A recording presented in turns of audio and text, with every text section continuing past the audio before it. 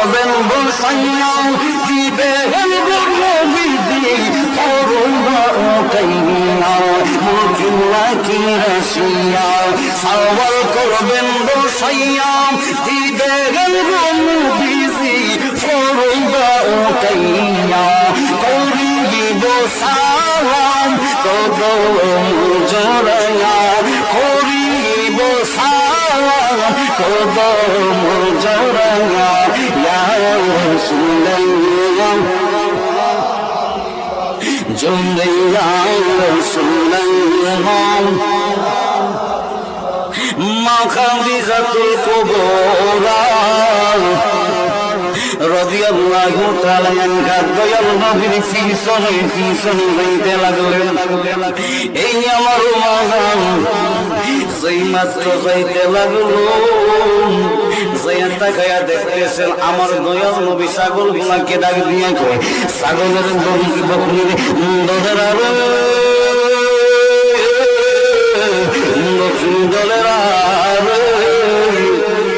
এই মুহূর্তে তো আমার মনি বাবার সাথে নাই, আমার মালিক তো আমার সাথে নাই। এখন আমি যদি আমার দায়িত্বটা যদি পালন না করি, যদিও দুনিয়ার মনিবের সুখের মধ্যে পাখি দেওয়া যাইব, উপরের মনিবের দরবারে তো পাখি দেওয়া যাবে না। জবান খুলে কোন ঠিক না বাবা?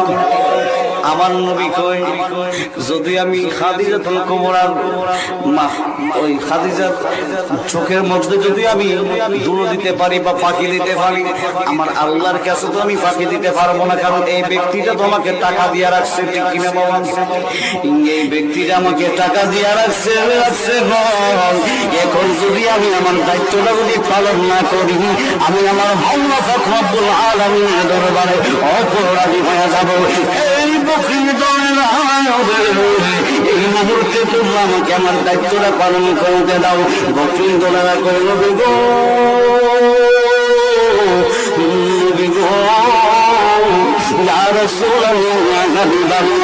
সামন দিকে তাকিয়ে দেখলাম শুধুমাত্র মরুভূমির বালু আর বালু দেখা যায়। আপনি যদি মরুভূমির উত্তপ্ত বালুর মধ্যে দিয়া যদি হাইতে যান নবী, আপনার পা মোবারকের মধ্যে তো টসা উঠতে যাইব, আপনার পা মোবারকের মধ্যে অনেক ব্যথা ধরে যাবে। ইয়া রাসূলুল্লাহ, নবী আপনি মেহেরবানি করে এই গাছের নিচের মধ্যে বসেন গো নবী।